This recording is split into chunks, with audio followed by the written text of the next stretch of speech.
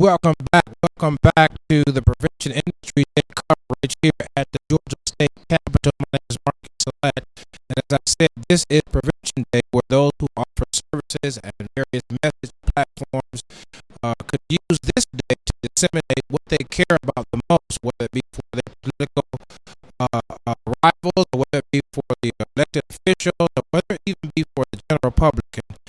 As you'll see here today, we have Thomas Demerit with us from the Admit program, and I'm going to let him just reintroduce himself and talk a little bit about what he does and why. How are you doing, Mr. Demerit? Did I pronounce your name correctly? You certainly did. I'm doing wonderful this time. The Admit program is an acronym for the Alternative Directions Music Industry Training Program. And this program was launched in Miami about 9 years ago as a service entity of my record label, which is called Salette Records. And I recorded so many young men, and I saw that a lot of them they came to the studio and do rap. They wanted to rap and perform their lyrics, and I saw the lyrical content was not all that wholesome, not very uplifting to our community. So and also most of those kids, they had no idea what to do with the songs when they finished. They went and recorded. They were just trying to get themselves a label deal instead of realizing that they could make so much more money by selling the records themselves first and creating a platform, generating interest at first, and then they could make more money because people have demand. So I decided just to create a program that steered them toward jobs, strategies, and careers in the music business, other than just singing and rapping. And here we are 9 years later, our first year expanding up to the manager. I'm very pleased to know that we hooked up with people like V-Man, the Victims of Violence, and other entities to actually further the cause even more. So yeah, you were talking about Miami, and incidentally, I was covering a play written by a couple, a mother whose daughter had went through an incident in Miami with Miami-Dade police, and the name of the play is "They Rose Above It All." But anyway, she was nearly convicted of a wrongful situation, and was able to overcome it. And of course, as the play says, rise above it all. But they're from Miami-Dade. I don't know particularly the area, but so I got another Miami representative in the house. Is that right? yes, I had to escape from good old Miami to come up here where things a little better.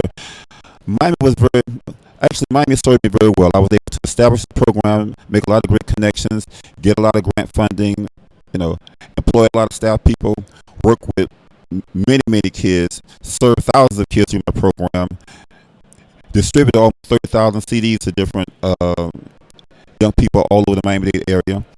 We are very successful in Miami. However, Miami has such a limited media market that the only way to really expand the program to the next level is to go to larger metropolitan areas such as Atlanta that has a well-established and growing national and international media. That way our program will be exposed more to the young people. It's all about the young people. Our program is about empowering young people to help themselves through the lyrics that they create and through the music and messages. And that's why I'm here.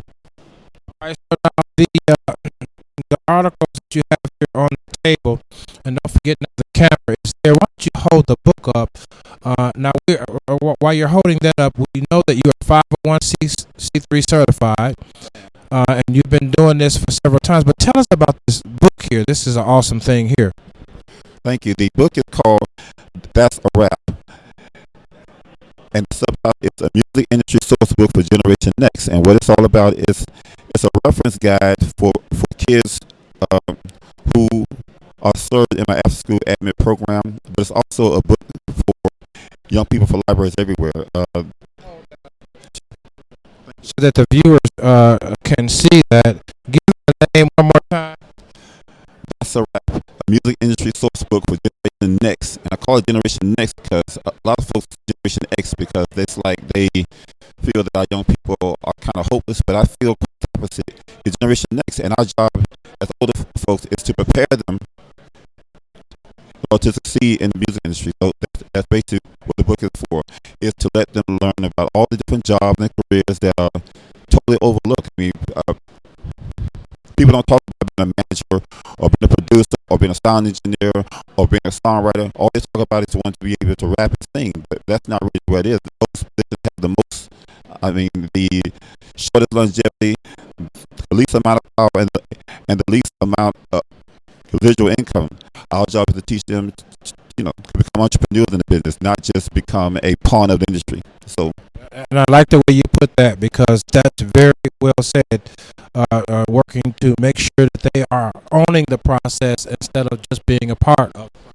Yes, of course. Now, what they also do in our program, in addition to study in a particular book, they learn how to use modern production equipment and software such as Pro Tools, Reasons, and FL Studio, and they create their tracks, they write their positive lyrics, and they choose topics to enlighten and to empower themselves. In other words, we don't just get them just to talk about a problem exists, but we also try to get them to come up with solutions to those problems. And then we put those on compilation CDs and just distribute the CD out to the public, at no cost to people. So it's a very, very well-run program that is really meant to give kids to empower themselves, empower the music. We have to get together.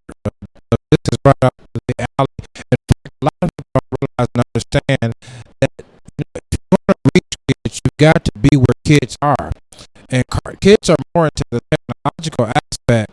But we, as older generations, I'll say as an elder generation, let's say it like that, because I'm almost 50 and I still feel like I'm 25, so I got a few aches and pains that remind me different. But we have to realize that the technological aspect of the culture now has been engrossed with music, with video, and more.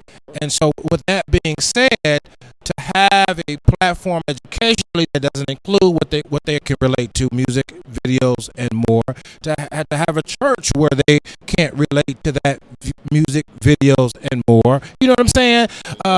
It's almost a recipe for disaster. Well, the whole thing about it is, it is what it is, because music is really what drives young people these days. Music and more increasingly videos. The whole thing about it is getting them into things that they like, because if that's the reason why I wrote the book also, is to a lot of our young black males, as you know, don't like to read sometimes. So I think is to, one of my goals and my passion was to create a positive book that's easy for them to read, and also to deal with a topic that they like. I mean, most young fellas, they enjoy music and rap and those kind of things like that. So it was natural for us to go ahead and try to write a book that deals with things that they enjoy. It gives them more practice about reading it, and it eliminates the excuse that there's nothing interesting for us to read. So this book, by the way, is already in circulations in libraries in Miami-Dade County, and also in Broward County, Fort Lauderdale, and it's about to be in circulation here in Atlanta. Of course, it's being sold all over the world through it's things going on that are very positive. Any more information about the program, it can be obtained at beadmitprogram.org. That's beadmitprogram.org. The book can be seen at www.that'sarapbook.com. That's www.that'sarapbook.com. And listen, I like also what you said earlier about the fact that this whole set of ideas and concepts and programs that you've created is created around wholesomeness. Talk a little bit about that, because in the environment that we are in today, I mean, by the time the viewers are watching this, it's on demand, but we just heard of another young man that got shot here in Atlanta, unarmed, and we could talk about a plethora of issues by which there is just no wholesomeness, there's no healthiness. And so here you are, you have a program. Now, before I get you to just speak on the philosophical side, do you have a summer program as well where parents could be a part of that? Yes, we will be having a summer program this year. We've had summer programs in the past. We're going to have another summer program this year where the parents can leave their kids the first thing in the morning and come back and get them like in the afternoon, and they'll learn various aspects about the music business. They'll learn how to create their own tracks through music software. They'll be involved in CD projects. They'll be involved in video projects, and they'll be shooting and editing film documentaries. They'll be taking piano lessons. There are a lot of things that the kids will be involved in, and we're looking forward to that going off this summer, starting in June. That can be available also. If you want to find out more information about it, feel free to call our telephone number at 305, pardon me, 404 534 2600, and that's Thomas Demerit. That's 404 534 2600. That is one more very close project we're working on at this very moment, and we are in the process in connection with vehicle violence. We're putting together another CD that deals with songs about violence, and the CD is going to be recorded by about 15 to 18 different groups all over the metro area.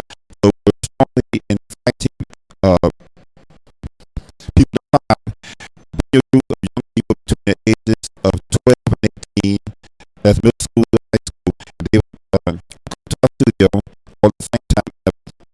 In 3 to 5 hours, they will leave with a complete song from start to finish all about nonviolence. There's absolutely no cost for the project because we expect a great rush on the project. We expect a lot of people to come out and engage young people. Of course, this song could be a great opportunity for them to represent your organization, your agency, your school, your church, all about something positive, and it gets them into more community service as well as service learning, because they realize that they can become, philanthropists at a very early age. It doesn't involve money all the time. Very often it involves gifts. In this case, it could be the gifts of the music, the sound, and their positive lyrics. Man, we're gonna come back for a second interview just for a few minutes, take a little break here. You guys, everybody, you're listening to the gentleman here, Thomas Demerit. He is the president of the Advocate program here in Atlanta now, from Miami.